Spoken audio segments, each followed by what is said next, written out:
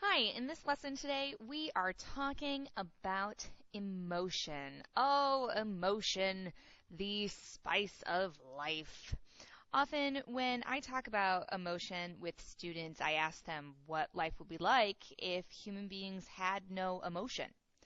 And while sometimes we think of our emotions as being somewhat inconvenient and that sort of a thing, the fact remains that we really like having emotions because without them, our lives would seem pretty dull and boring and perhaps not even so much worth living. So, emotions are really important to us. And today we're exploring what our different theories of emotions are and the emotional responses that human beings have, and then, of course, how we go about expressing our emotions. So, first of all, like so many things in psychology, we recognize that we don't exactly know how we experience emotions. And so, because of that, we have three specific theories that we look at for explaining emotional responses. That each of these theories is named after the psychologists who identify them, and that includes the James and Lang theory, the Cannon and Bard theory, and the Schachter-Singer two-factor theory. And so they work something like this. Let's say that you are driving down the road and you see an oncoming car swerving into your lane. Now, in this instance, the sight of seeing the car is going to become something I can perceive, a perception stimulus. It's coming at me. And in most circumstances, if a car is suddenly coming at me as I'm driving down the road, I am very likely going to experience the emotion of fear. But each of these psychologists is interested in how is it that I actually convert this emotion of fear? How do I register the fact that I am in fact fearful when I see a car coming towards me? So we begin with our first theory of emotion. That is the James-Lang theory of emotion. And that theory works something like this. The car is coming towards me. Because the car is coming towards me, I am going to first experience a physiological arousal. My heart is going to pound, and that is due to my sympathetic nervous system. I now have a pounding heart. I am experiencing arousal. There's a physiological change in my body. Because I have had this physiological change and that I am experiencing this arousal, I now know I am experiencing my emotion. And in this experience, my emotion is fear. So I have a car coming towards me. The car coming towards me is going to trigger a physiological response, including an arousal with the pounding of the heart. And because my heart is pounding, I am experiencing the emotion of fear. So in the James Lang theory of emotion, I have my stimulus. My stimulus is producing my physiological response, my arousal, and because of my arousal, I am now experiencing my emotion. And in this example, that emotion is fear. So James Lang theory of emotion, which is all fine and good. But then, of course, I'm going to have controversy. And in comes the Cannon-Bard theory of emotion. So in my Cannon-Bard theory of emotion, I have the sight of my oncoming car. The car is coming towards me. Because the car is coming towards me, my heart is going to start pounding. I'm going to experience arousal. But simultaneously, I am experiencing fear. I am experiencing my emotion. And the Cannon-Bard theory of emotion, and what really makes this theory distinct, is that Cannon and Bard are not indicating that the pounding of my heart is causing emotion. Instead, they are saying that these two things happen at the same time. One is not causing the other to occur. They're happening simultaneously. So in James Lang theory, I have to have my physiological response, and that causes my emotion. In my Cannon-Bard theory, I have the pounding of my heart and my emotion happening at the same time. One is not causing the other. Then finally, I have Schachter and Singer. And Schachter-Singer has developed what becomes known as the two-factor theory. Don't be surprised if you see it called a couple of different things. My diagram here is calling it the Schachter two-factor theory. It's sometimes called the Schachter-Singer theory. It could just be called the two-factor theory, but no, it's all referring to the same thing. So in Schachter two-factor, which I think is just kind of fun to say, Schachter two-factor. So I have the sight of my oncoming car. The sight of my oncoming car is going to, again, cause a physiological response. But as I'm causing my physiological response, as my heart is beginning to pound and I have that arousal, I am going to also include a cognitive label, meaning that in my head, and sometimes out loud, but definitely in my head, I am going to label what it is that I'm experiencing. So I have the car coming at me, my heart starts pounding, and at the same time, in my mind, I'm going, I am afraid, because this is the G-rated version, because honestly, if we were going, it might be more like, oh, bleep, bleep. Like that's really the cognitive label that we might have, but that's a whole side thing. But either way, I have a cognitive label. So I have this physiological response. My heart is pounding. I'm experiencing arousal. And at that same time, in my mind, I am labeling what it is that I am experiencing. I'm saying, oh, I am afraid.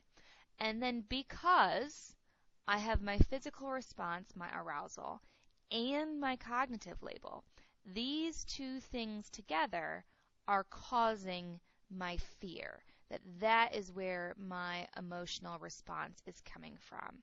So I have my physiological response and a cognitive label. That is the second factor that the term is referring to, that I am thinking about what it is that I'm experiencing. And those two things together are causing me to experience fear. So, in summary, I have my James Lang theory where I have to first experience a physiological change, typically arousal of the sympathetic nervous system, and this causes my emotion. In my Cannon-Bard theory, one does not cause the other to happen. I'm going to experience a physiological response, in this case arousal from the sympathetic nervous system, and I am simultaneously experiencing my emotion, which is fear. And then in the Schachter two-factor theory, I'm going to experience my physiological response, my sympathetic nervous system arousal. I will simultaneously label my experience in my mind. I develop a cognitive label, such as I am afraid. And these two things paired together is what is going to create my experience of emotion. And in this example, it is fear. Now, when I'm doing this in the classroom, I typically ask my students which of these theories they most likely gravitate towards. So do you find yourself thinking James Lang is the way to go, or is it Cannon-Bard, or is it Schachter two-factor? And this usually creates, somewhat of a conversation, because students will come up with various examples in real life where they think of, one or a different type of theory, and that best fits the emotional experience that they are feeling at that moment in time. Remember, these are theories. And so because they are theories, and because I don't know if we would necessarily have a really good way of testing this utilizing experimental procedures, that we're kind of left with the fact that, these are theories. It's very likely that in certain situations, one of the theories would probably be better served than in another theory. This diagram, of course, is talking about the sight of an oncoming car and what kind of emotional response I would have for that. But um, is that is that the same thing, when I'm talking about another type of experience like winning a gold medal? I would create an emotional response for winning a gold medal if it's something that I, worked really hard for. But do I necessarily have to label like, oh, I'm so happy? Like, I don't know. And so that's, again, where we come back to the fact that these are theories and that our theories might work better in certain situations or others. And that's kind of up for you to determine whether or not, you kind of fall for James Lang, Cannon-Bard, or Schachter two-factor. But now, today, we're not just talking about our different theories of emotions. We're going to talk a little bit about expressing emotions as well, in kind of the same track. So, we know that human beings in general are going to be able to demonstrate how we feel, and the place that we most readily demonstrate how we feel is, of course, with our face. And that our face is very good at expressing our emotions. What's more interesting about this, though, is that facial expressions for emotions are almost entirely universal, and that when we smile, for example, that in most cases we mean the same thing when we smile, or that when we are disgusted, we invariably crinkle our nose, and that this is the same for all human beings, that we have these same kind of facial responses, and that these responses are unlearned. That when you do studies on people who are blind, for example, and that they would have never been able to see what someone else's facial expressions would be, they still create those facial expressions without necessarily visually learning them. So we think of facial expressions as being something that are relatively universal and unlearned. Of course, there's going to be examples in which, a smile is going to mean different things in the context in which a person is smiling, but that in general, when we are expressing emotions, we're going to express them using the same kind of facial features. We also think about those facial expressions are in some ways going to be about enhancing our survival. So some of the best examples of this have to do with when I am fearful or when I am surprised.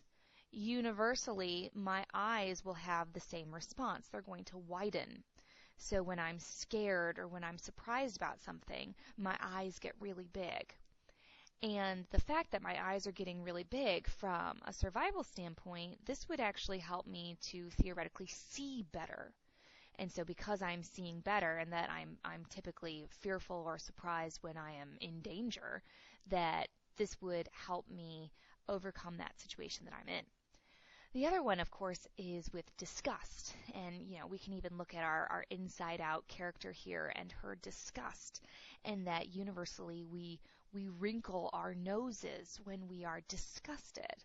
And what is it that we are typically going to be disgusted by? And that, of course, is a smell. Even when something is disgusting to us and it doesn't have a smell associated with it, we do still wrinkle our noses. I'm finding myself even talking about disgust that I'm sitting here and wrinkling my nose a little bit. And so that is, again, when you think about what's most likely going to disgust you, it's probably something that you smell, and that I crinkle my nose as a way to partially attempt to block off the fact that, some kind of disgusting scent is wafting into my nostrils. Some of our most intriguing research currently is dealing with the cultural differences as well as the gender differences on how I express my emotions. I typically will ask my students who is more emotional, men or women?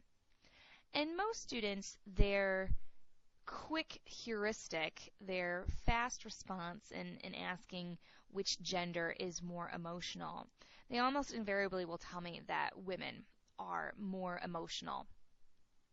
When in fact, it's not that women are more emotional than men, but that women are much more likely to express emotions than men, given the cultural context in which I'm speaking, which of course is in the United States, that you do tend to see women expressing emotions more. But the emotion that women express more is different than the emotion that men express more, and that women are way more likely than men to express their emotions of joy as well as sadness, whereas men are much more likely to express their emotion of anger. So now, of course, I have my picture here of Inside Out, the Disney Pixar film, which I highly recommend you look into a little bit more. Disney Pixar was very careful in engaging psychologists and psychological research in the creation of that film to be really as realistic and accurate as possible in what they could about the expression of emotions. But if you really paid attention in that movie, you would have noticed that Riley, the main character, as a female, she is dominated by joy, whereas her mother is dominated by sadness, and her father is dominated by anger.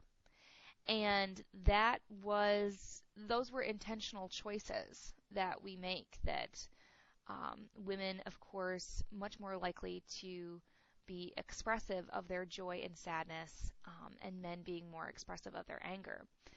And unfortunately, because of these gender sort of discrepancies, it kind of creates this script that women shouldn't be angry, and especially with men, that men should not be sad.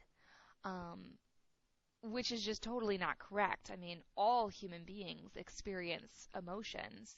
We experience emotions in different ways, and we certainly express our emotions in different ways. But the idea that, like, men, for example, should not cry, should not express the fact that they are sad, that inevitably is going to make men who experience sadness be unable to express that emotion in an accurate and healthy way.